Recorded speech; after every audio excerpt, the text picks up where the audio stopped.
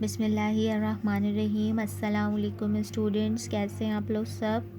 और जो previous lectures हैं, प्रीवियस वीडियोस हैं, उसमें हम स्टडी कर चुके हैं। ये चैप्टर नंबर 4 है, केमिकल बॉन्डिंग। और केमिकल बॉन्डिंग के हम कौन कौन से टॉपिक स्टडी कर चुके हैं। I have taught you about octet rule and ionic bond. The third topic is covalent bonds. अच्छा, ये जितनी भी बॉन्ड्स के बारे में पढ़ा रही हूँ ना बेटे, आयोनिक बॉन्ड है, कोवेलेंट बॉन्ड है, कोऑर्डिनेट कोवेलेंट बॉन्ड है और ऑक्टेट रूल है, ये सारा कुछ पेपर में नहीं पूछा जाएगा क्योंकि ये रिड्यूस हो गया है। आपके सिलेबस जो अब आया है नया, उसमें ये सारा कुछ रिड्यूस हो चुका है। जो चीज़ सिलेबस में है वो मैं आपको पॉइंट आउट करके बता दूंगी कि कौन कौन से टॉपिक आपने पढ़ने। लेकिन अगर आप ये नहीं समझेंगे कि बॉन्ड कैसे फॉर्म होते हैं, कौन सा बॉन्ड मतलब जब आप आगे पढ़ेंगे तो आपको कैसे पता चलेगा कि ये आयनिक बॉन्ड के बारे में बात हो रही है, कोवेलेंट बॉन्ड्स की बात हो रही है, ये आयनिक बॉन्ड जो है वो किस तरह से फॉर्म्ड होते हैं, कोवेलेंट बॉन्ड की फॉर्मेशन कैसे होती है। तो ये सारा कुछ जब आप केमिकल बॉन्डिंग पढ़ रहे हैं तो बॉन्ड्स के बारे में आपको इन्फॉर्मेशन होनी चाहिए। इसीलिए आपने इन सारी वीडियोस को, इन सारे लेक्चर्स को बहुत अच्छे से समझना है।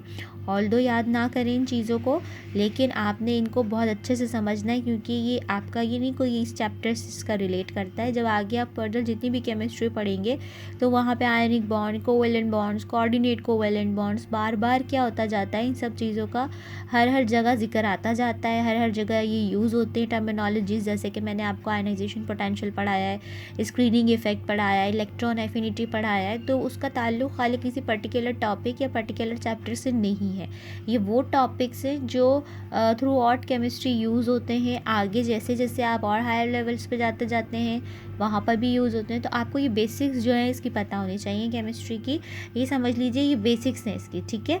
तो आपने इनको बहुत अच्छे से समझना है और इसके अलावा याद नहीं करना है, इसको प्रिपेयर नहीं करना, लेकिन बहुत अच्छे से अंडरस्टैंड ज़रूर करना है कि आयोनिक बॉन्ड किस तरह से फॉर्म्ड होते हैं, कोवेलेंट बॉन्ड की फॉर्मेशन कैसे होती है, कोऑर्डिनेट कोवेलेंट बॉन्ड या डेटिव बॉन्ड्स क्या होते हैं, इनका डिफरेंस क्या होता है, आयनिक कैरेक्टरिस्टिक्स कैसे होते हैं, मैं मतलब आयनिक बॉन्ड के क्या कैरेक्टरिस्टिक्स हैं, इसी तरह से कोवेलेंट बॉन्ड के क्या कैरेक्टरिस्टिक्स हैं, ठीक है।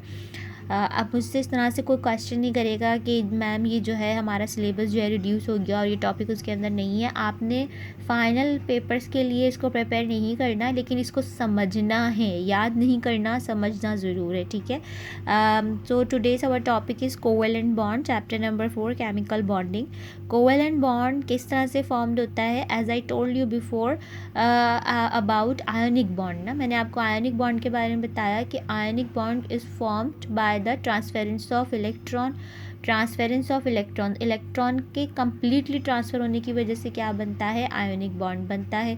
जब एक एटम क्या करता है, इलेक्ट्रॉन लूज़ करता है और दूसरा एटम क्या करता है, इलेक्ट्रॉन गेन करता है, उनके दरमियान क्या होती है, इलेक्ट्रोस्टैटिक फोर्स, उनके ऊपर जो आइंस, वो जो आइंस बन जाते हैं इलेक्ट्रॉन ट्रांसफ़र होने की वजह से। लाइक सोडियम में उसने एक इलेक्ट्रॉन ट्रांसफ़र किया तो उसके ऊपर प्लस चार्ज आ गया। इस तरह से क्लोरीन ने एक एटम एक्सेप्ट किया तो उसके ऊपर क्या चार्ज आ गया, नेगेटिव चार्ज आ गया। तो जो ऑपोजिट चार्जेस होते हैं उनके दरमियान कौन सी फोर्स ऑफ अट्रैक्शन होती है, इलेक्ट्रोस्टैटिक फोर्स ऑफ अट्रैक्शन होती है, ठीक है। और ये जो है ना, ये लाइन बॉन्ड्स नहीं होते, इनकी कोई डायरेक्शन नहीं होती है। आयनिक बॉन्ड्स की कोई डायरेक्शन नहीं होती, ये सिर्फ और सिर्फ फोर्स ऑफ अट्रैक्शन की वजह से एक दूसरे से आके जुड़ जाते हैं। और वो कौन सी फोर्स ऑफ अट्रैक्शन होती है, ऑब्वियसली चार्जेस हैं तो वहाँ पर कौन सी फोर्स ऑफ अट्रैक्शन काम करेगी, इलेक्ट्रोस्टैटिक फोर्स ऑफ अट्रैक्शन की वजह से एक दूसरे के साथ क्या करते हैं, बॉन्ड में आ जाते हैं, ठीक है। लेकिन ये जो है ना, इनकी कोई डायरेक्शन नहीं होती है, ठीक है, ये नॉन डायरेक्शनल होते हैं।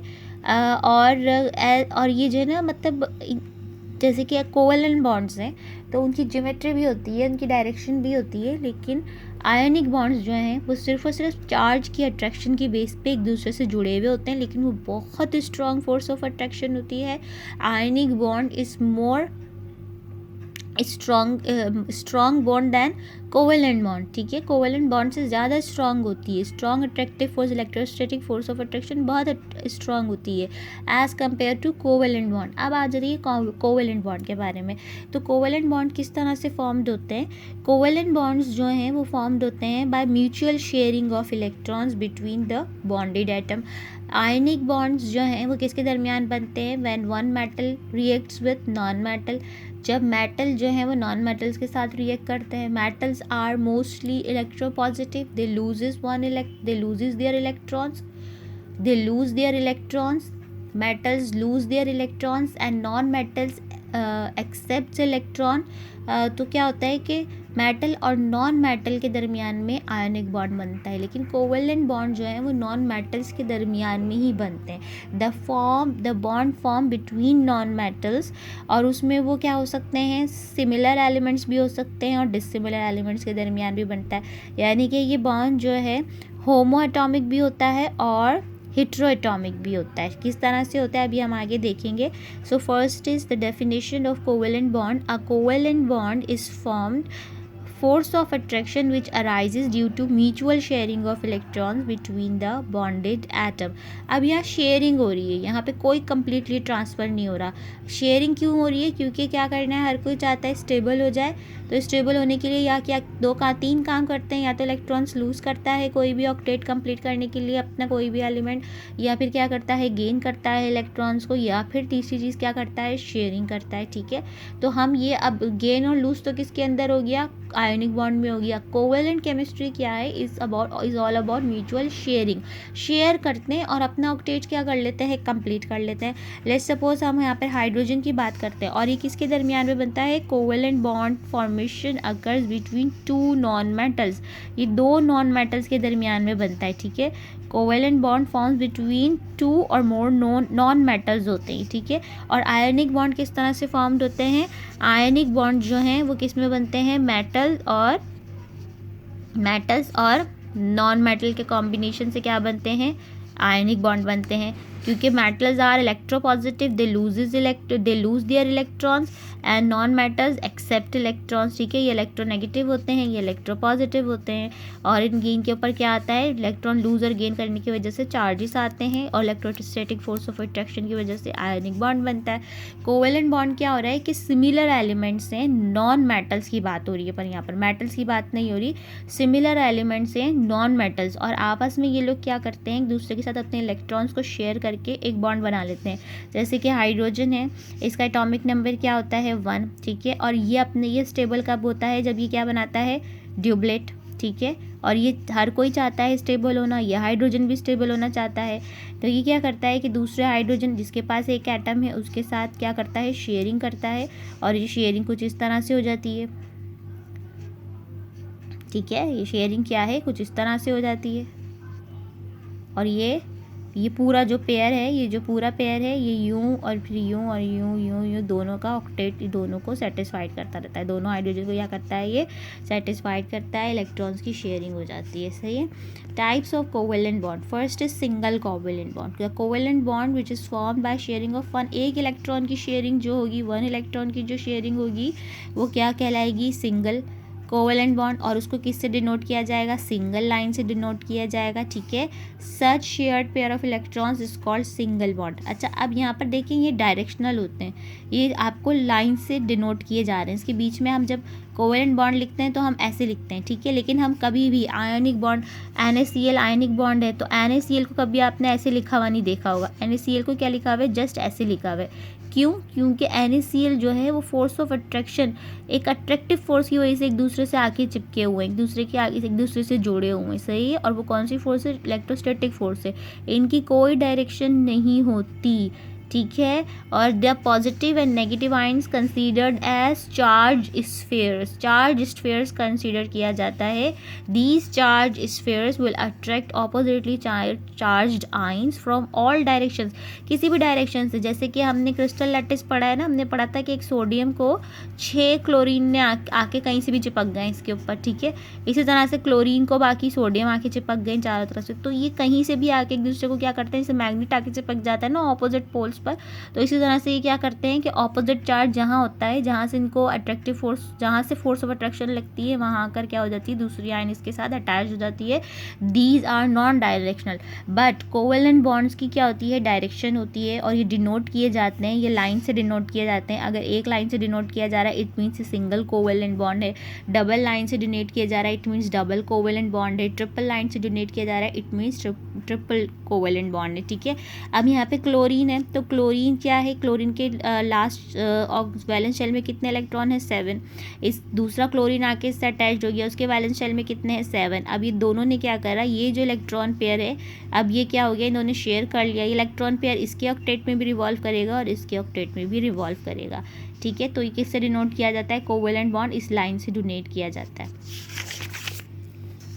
सेकेंड एग्जाम्पल इज एक इलेक्ट्रॉन शेयर होगा तो क्या होगा, सिंगल कोवेलेंट बॉन्ड।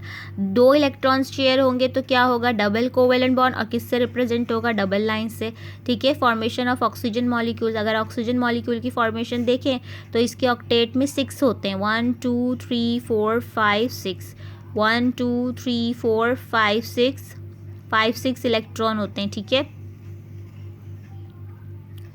एक second, atomic number of oxygen is 8, 2 and 6 होते हैं, ठीक है। इसके वैलेंस शेल में कितने इलेक्ट्रॉन्स होते हैं 6, विच इज़ 1 2 3 4 5 6, 1 2 3 4 5 6। अब क्या होगा कि दोनों एक दूसरे के साथ आके इसके पास भी 6 हैं और इसके पास भी क्या हैं 6 हैं, ठीक है। और इन्होंने क्या किया, आपस में आके बॉन्ड बना लिया है। तो बॉन्ड बनाने की वजह से क्या होते हैं कि इनके पास ये दो बॉन्ड फॉर्मेशन करता है, यानी कि क्या करते हैं कि ये दो पेयर आके एक दूसरे के साथ इस तरह से दो बॉन्ड्स बना लेते हैं, दो इलेक्ट्रॉन पेयर्स की शेयरिंग करते हैं।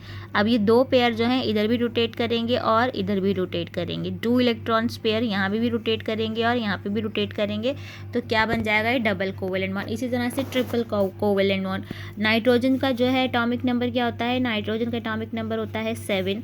इसके फर्स्ट शेल में 2 इलेक्ट्रॉन होते हैं और सेकेंड शेल में कितने होते हैं 5। इसको अपना ऑक्टेट कंप्लीट करने के लिए कितने इलेक्ट्रॉन्स की ज़रूरत है, 3 इलेक्ट्रॉन्स रिक्वायर्ड है। तो ये क्या करता है कि ये अपना दो नाइट्रोजन है जिसके पास ऑक्टेट में क्या है 5 है, 1 2 3 4 एंड 5, ठीक है। दूसरा भी नाइट्रोजन है जिसके पास क्या है 1 2 3 4 एंड 5। तो ये क्या करते हैं, ये जो है 3 बॉन्ड्स की शेयरिंग करते हैं, यानी कि नाइट्रोजन यहाँ पे 1 2 3, ये सारे 3 इधर ले आइए और इसके पास भी 3 होते हैं। तो ये आपस में बॉन्ड बना लेते हैं 3 का इस तरह से, ठीक है।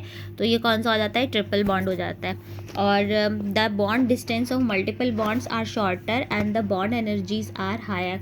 अच्छा, जैसे जैसे ज़्यादा बॉन्ड आते जाते हैं तो बॉन्ड लेंथ जो होती है वो क्या हो जाती है, कम हो जाती है, ठीक है। मल्टीपल बॉन्ड्स आर शॉर्टर, यानी कि इनकी जो बॉन्ड लेंथ है जैसे जैसे ज़्यादा होते जाएंगे तो इनकी क्या होती जाएगी, फोर्स एक दूसरे के ज़्यादा करीब आ जाएंगे और इनकी बॉन्ड लेंथ क्या हो जाएगी, कम हो जाएगी, ठीक है।